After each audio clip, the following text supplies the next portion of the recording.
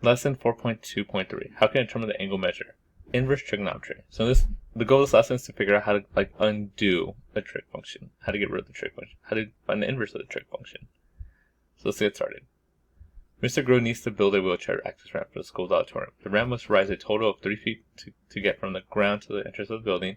In order to follow the state building code, the angle formed by the ramp cannot exceed 4.76 degrees. So it can't be any bigger than 4.76. Mr. Groh has a plan from the planning department that calls for a ramp starting at 25 feet away from the building. Will this ramp meet the state building code? Draw an appropriate diagram. Add all the measures you can. What does Mr. Groh need to know? So if we draw our picture, right, this is an idea. So like this, we know we want, he says to be 3 feet from the ground. So if this is the ground, it's the top, this is going to be 3 feet. And the planning department has this 25 feet away. Now this is a right angle because we're going straight up. And now it's a right triangle.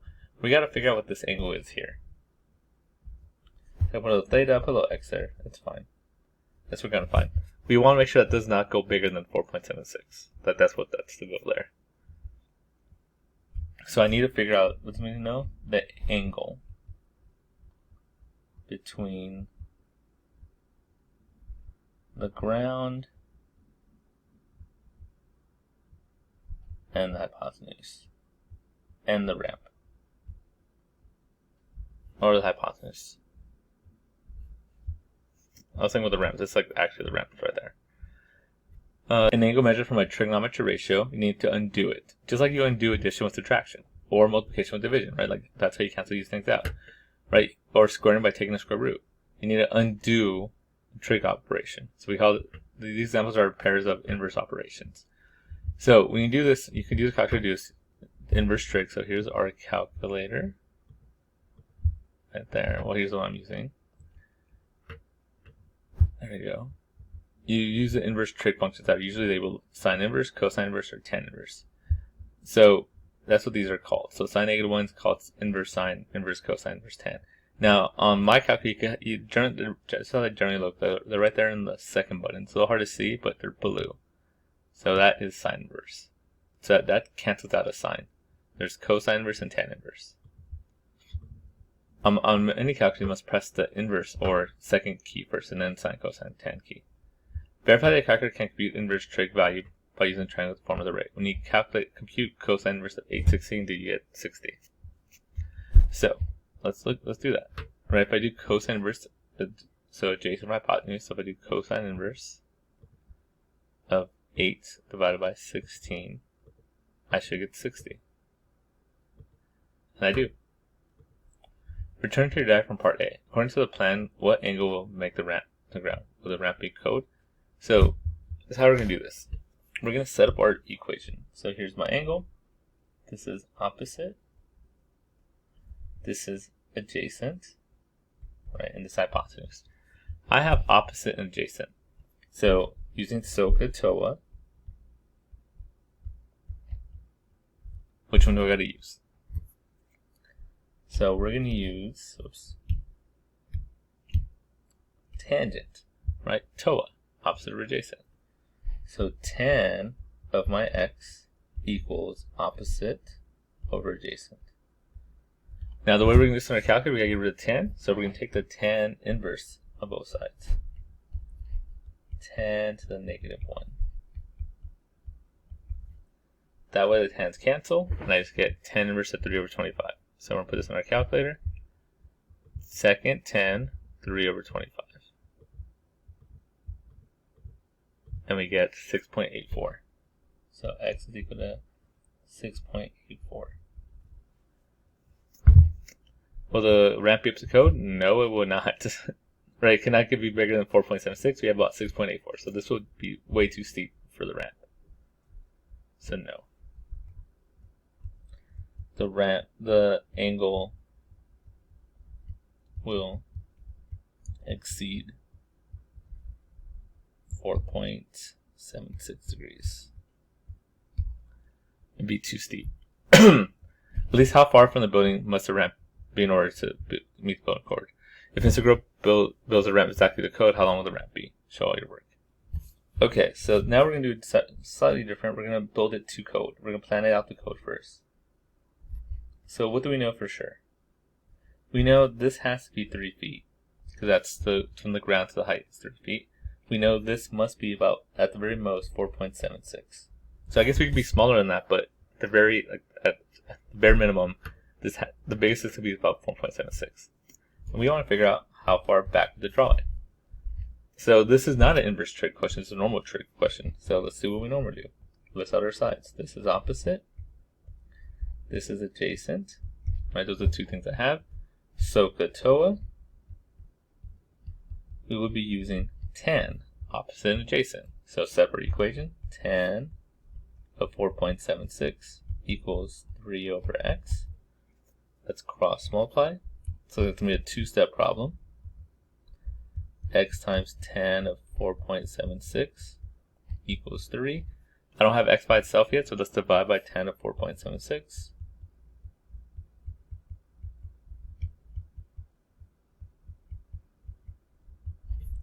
And x is equal to, so we're just going to divide that in our calculator. 3 divided by tan of 4.76. Which is about 36 point something. So about 36.03. So that's how long our ramp must be. About 36 feet. To get up, build it up to code. So 36-foot ramp. Next one. For the triangle at the right, determine the measures of the angle A and B. Once you have solved for the measure of the first angle, what is known about the triangles that you have to solve the second. So we got to find this angle here. So let's find measure of angle A or B. Doesn't matter which one we do. I'm going to do A. So we're going to try and find the measure of A here. Right? Okay. So how are we going to do this? List out our sides. This is opposite. This is adjacent. This is hypotenuse. What do we have? We have a value here at adjacent. We have a value at hypotenuse. We have AH. So SOHCAHTOA. We have A and H. So that's cosine. So we're going to go cosine of my angle A equals adjacent, which is 14, over the hypotenuse 15. So we get this. And then, to get rid of cosine, since we want to get rid of cosine, right, we want to find the angle, we're going to do cosine inverse.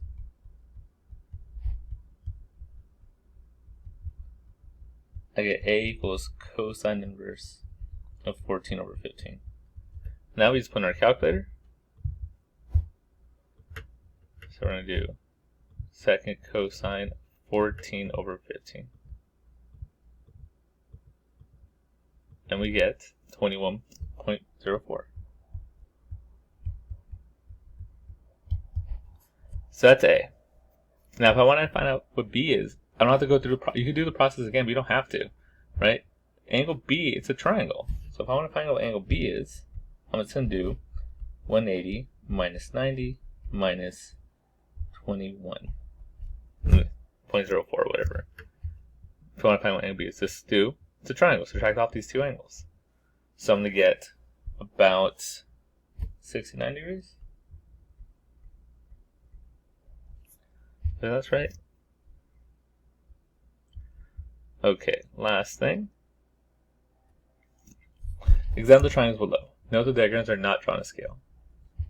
So here's cosine, right? Cosine is adjacent, so SOHCAHTOA.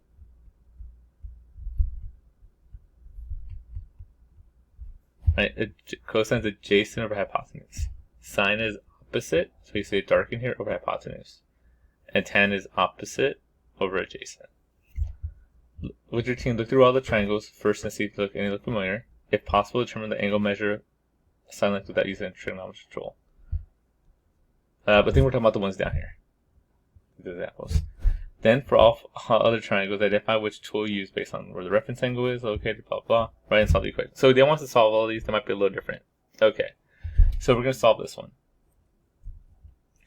Now, I'm going to solve it always the same way. Highlight your angle, list the sides. Right, the one opposite is always opposite, hypotenuse is always this one, and this is adjacent. We're going to use SOHCAHTOA. Now for this one, right, what do we have? We have adjacent, we have hypotenuse. A and H. So that's cosine. Cosine of my angle equals adjacent over hypotenuse. Now in this case, I'm looking for the angle, so I gotta get rid of the cosine. So we're just gonna do cosine inverse. Right, when you need the angle, you do cosine inverse. These cancel, your angle just equals what that is. And in this case, cosine inverse of 12 over 24 gets me 60 degrees. So there I go. The next one, 8 and 8, they want me to find what this angle is. So I could do the same thing. I could list out the sides again. This is opposite. This is hypotenuse. This is adjacent. So I could do tan, right? TOA, O and A. So things I have. So TOA, tan of my angle equals 8 over 8. But I hope you notice that these are the same. These are isosceles. I'm going to get 45 degrees anyway. I just know it's 45 degrees. Because those are the same sides. Now again, I can do tan inverse if I want. No harm done. Second tan, if you don't notice it, you can do tan inverse of 8 divided by 8. But that should be 1. 45. This is what I get. Right? Because these are isosceles. So it's automatically 45. Last one here. Highlight your angle. This is the side. This is the opposite. This is the hypotenuse. So I have O and H. So this is a sine one, right? Sine is O and H. So we're going to set up sine of 57 equals O over H. So I get this. Now this one's different than this one, right? I have the angle, so I'm not going to do sine inverse because I have the angle. We're solving for x here, so we're just going to cross multiply and try to solve. So cross multiply. This looks like a two-step problem. Right, I don't have x by itself yet, so let's divide by sine of 57.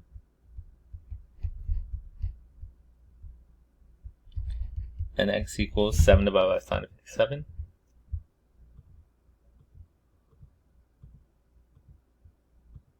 And we get 8.35. And there we go. That's the lesson.